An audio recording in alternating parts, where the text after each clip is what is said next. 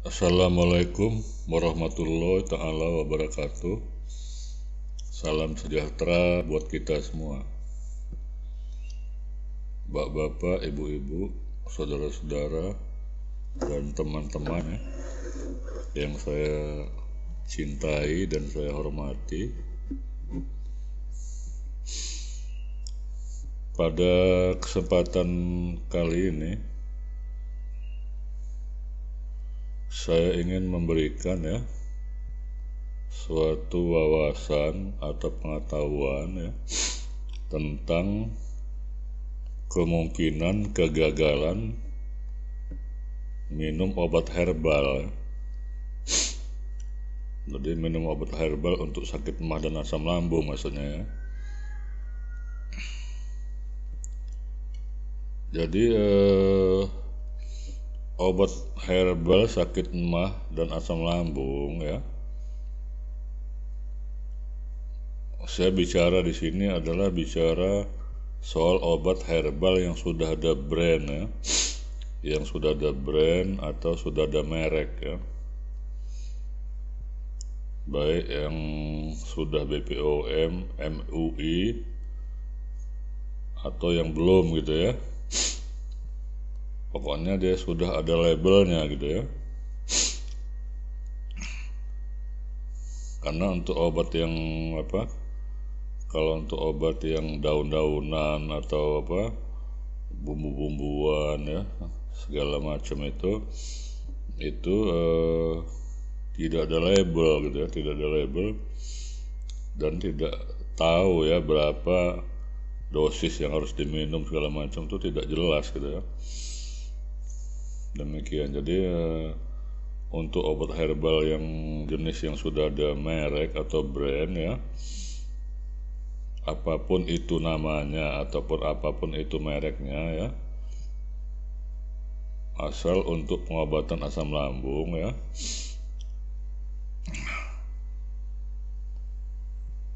itu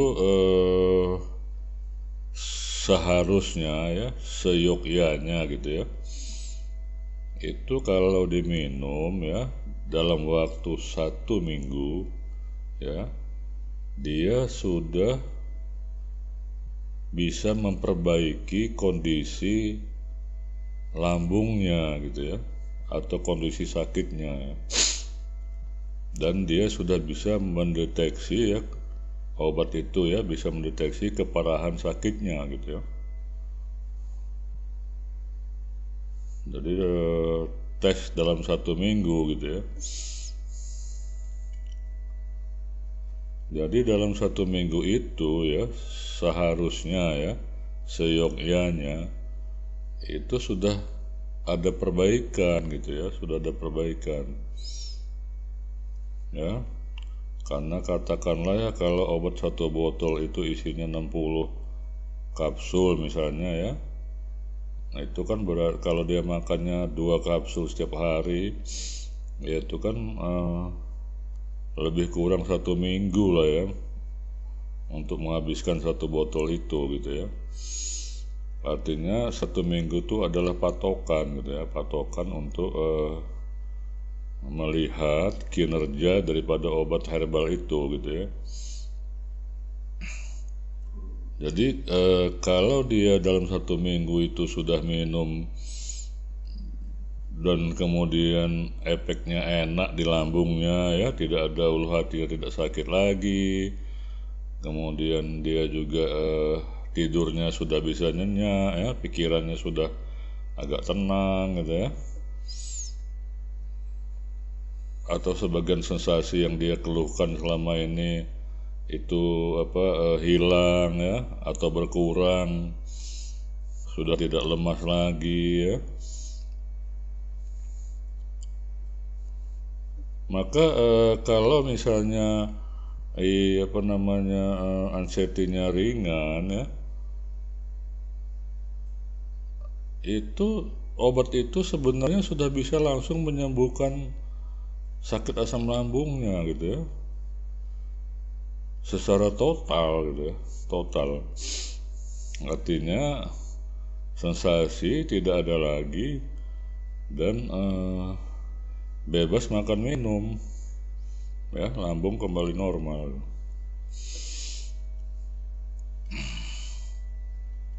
Itu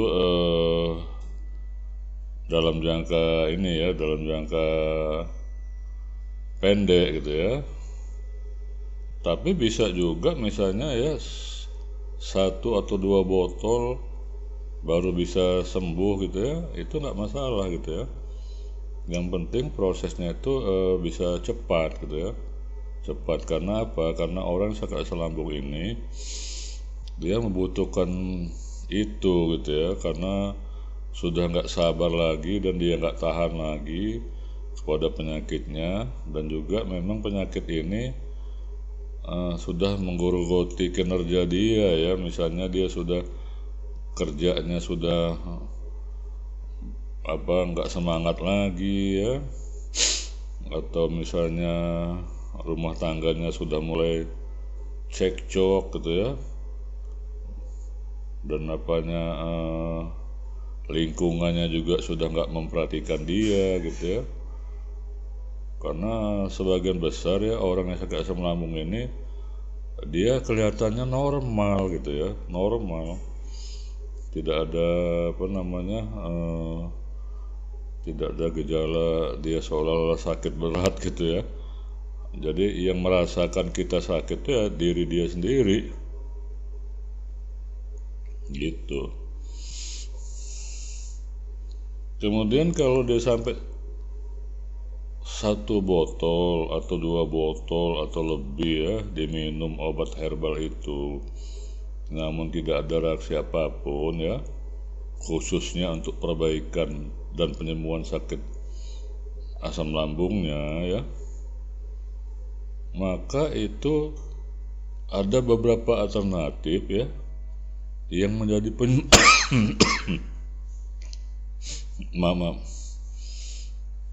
yang menjadi penyebabnya gitu ya. Nah, jadi saya akan sebutkan di sini apa penyebab kemungkinan daripada gagalnya minum obat herbal itu gitu ya. Jadi yang pertama ya, itu minum obatnya tidak sesuai petunjuk atau aturan minum ya. Jadi dosisnya itu sesuka dia gitu ya, dan malahan dia minumnya kalau dia ingat gitu ya. Kalau dia ingat dia minum, nggak ingat dia minum, atau kalau dia merasa udah agak enak dia nggak minum lagi. Waktu dia masih sakit dia minum gitu ya. Jadi dosisnya nggak beraturan diminumnya gitu ya. Kemudian yang kedua ya, minum obat tersebut ya itu tidak fokus ke obat itu saja gitu ya. Dia di samping dia minum obat itu, dia minum obat yang lain ya. Dia minum obat yang lain sehingga campur baur gitu ya. Obat dokter dengan obat herbal dengan obat herbal, sehingga ini ya tujuan pengobatannya sendiri menjadi rancu gitu ya, rancu gitu. Jadi dia maksudnya ya itu biar cepat sembuh gitu ya, cepat sembuh. Jadi dia minum juga misalnya dia obat herbal, obat dokter gitu ya, terus dia minum juga misalnya kunyit, dugan kelapa hijau, tepung, segala macam ya. Nah itu malah menyebabkan ya sakitnya itu bukannya sembuh, malah nggak sembuh gitu ya. Gitu. Jadi karena udah terlalu banyak macam-macam obat di perutnya sehingga campur baur gitu ya. Kemudian yang ketiga ya, yang perlu saya sampaikan di sini adalah kemungkinan penyakitnya itu ya bukan emah gitu ya, atau asam lambung, Jadi gini ya, orang yang sensasinya punya organ dalam ya, organ dalam tubuh kita, entah itu pankreas misalnya, limpa ya, liver, kemudian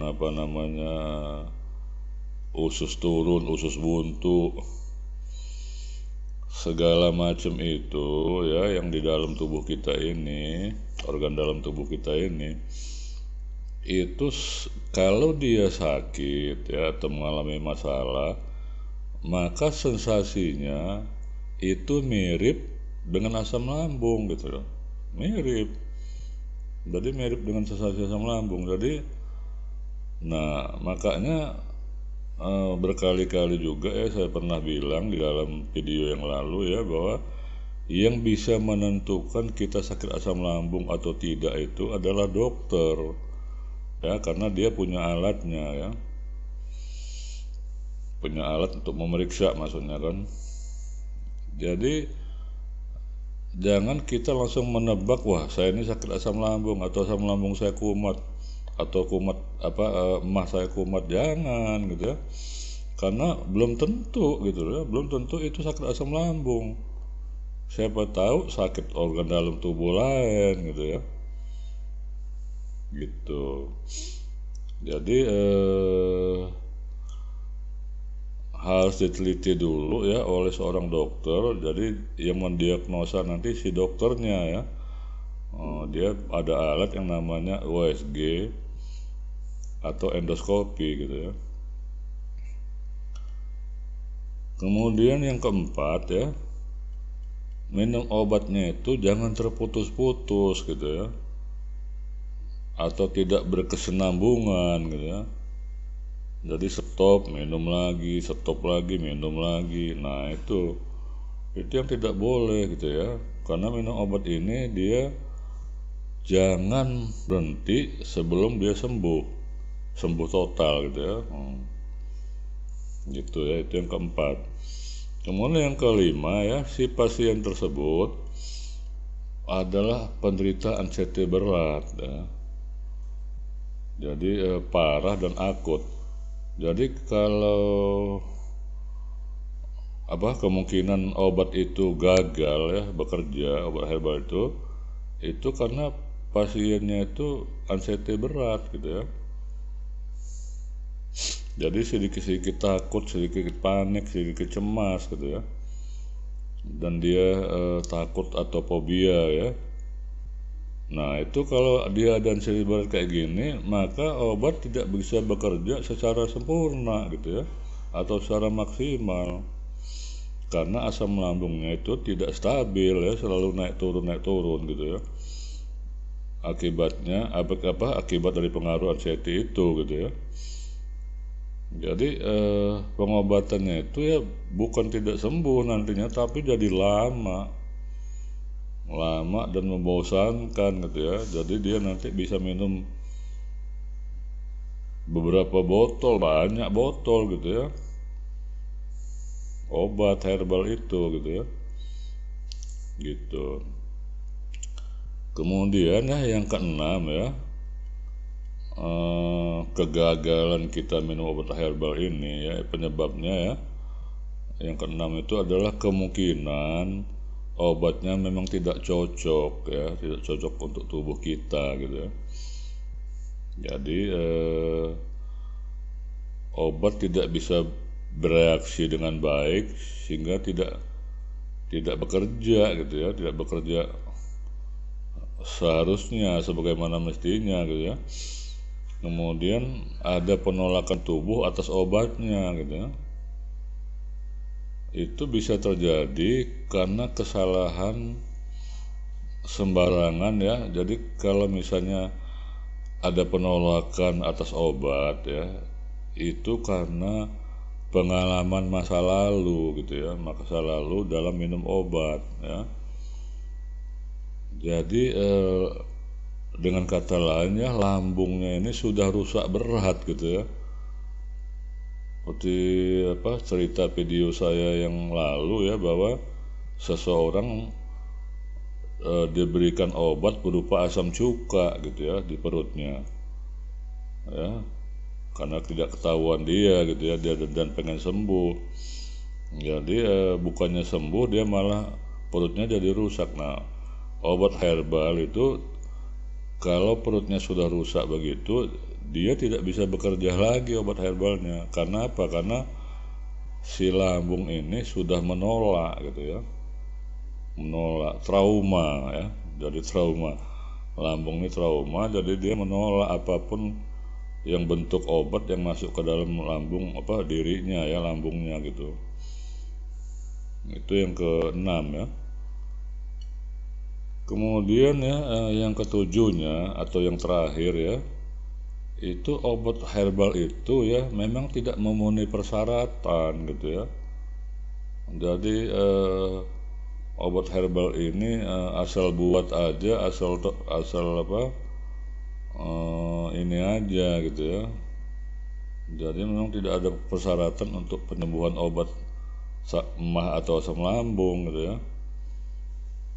Kemudian mungkin juga tidak mengandung nutrisi gitu ya, yang diperlukan oleh tubuhnya si penderita gitu ya. Jadi nutrisi itu diperlukan untuk menutupi sementara kebutuhan tubuh kita, karena kinerja lambung ini sedang tidak normal gitu ya. Jadi nutrisi tidak bisa dihasilkan dengan sempurna gitu ya.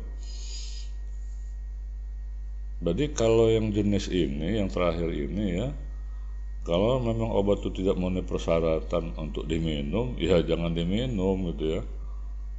Gitu, berarti obat itu memang tidak layak pakai.